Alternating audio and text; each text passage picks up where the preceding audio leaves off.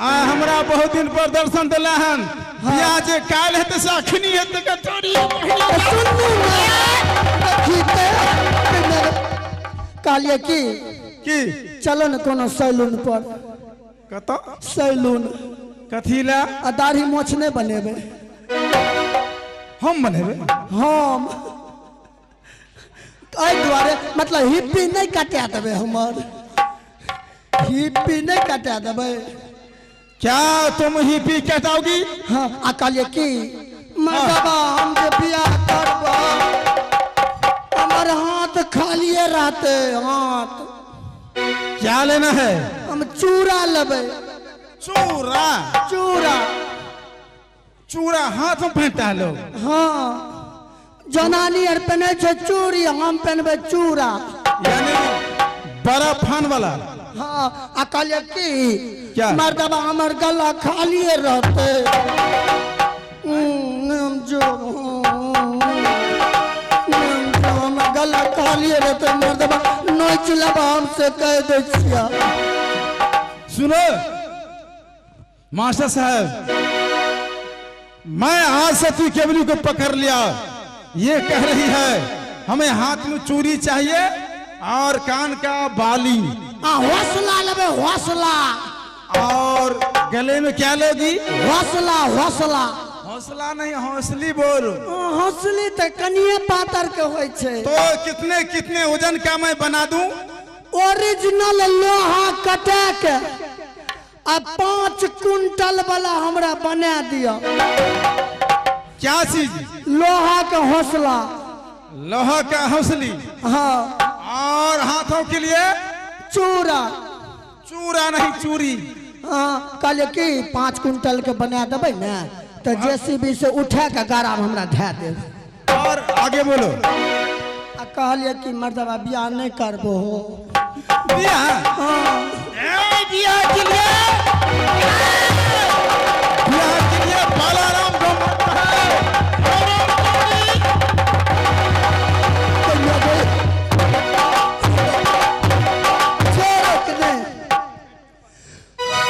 हये सुनियो नि यौ हमार हाँ ई रखू फाजुल भए गेलै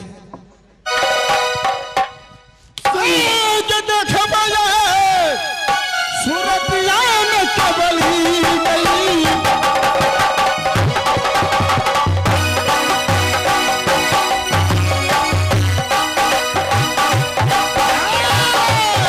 छोरी दाई पर की न गई हमरा तनी गोदी के उठा लिया न गोदी के उठा लिया न हमरा शौक लगैया जे से के कन्हा पर छड़पतो गोदी को मैं उठा लूं हाँ हमरा मन ये शौक लगैया कि ये तो आसान बात है क्या मास्टर साहब इसे गोद में ले लेते हैं हमारी सैया जी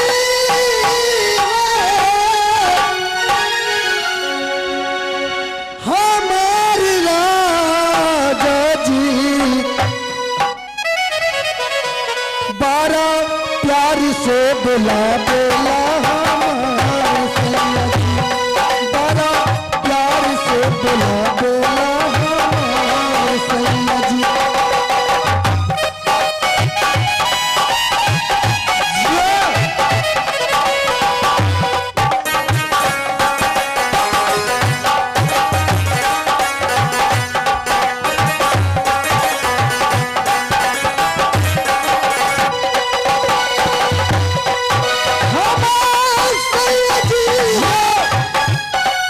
हमारी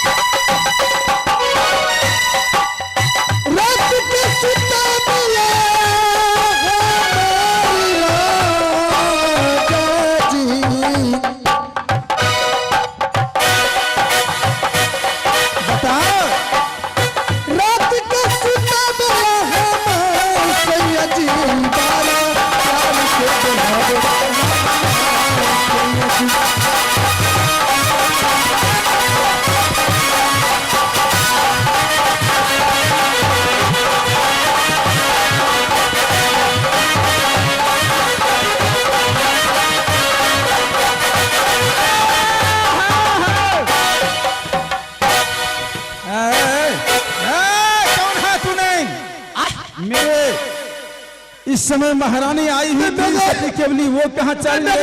सारी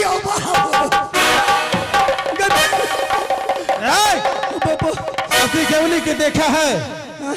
सती केवली को हम केवली नहीं, हम केवला छिया। रुका रुका, हम बतबै छिया क्या? हमरा। अरे तुम पहले तबीयत सही करो।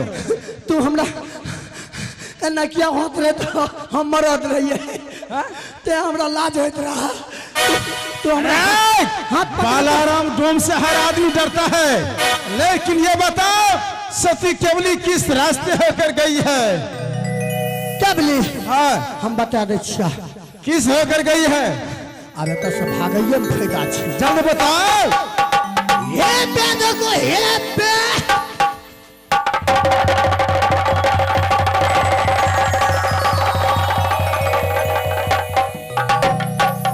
हरम दादा, वो मुझे रास्ता बताया, जो इसी रास्ते होकर सती केवली गई है। मैं उधर नजर दिया, इसी बीच में वो हरम ज्यादा भागकर चला गया। मैं यहाँ से आगे चलकर देखता हूँ।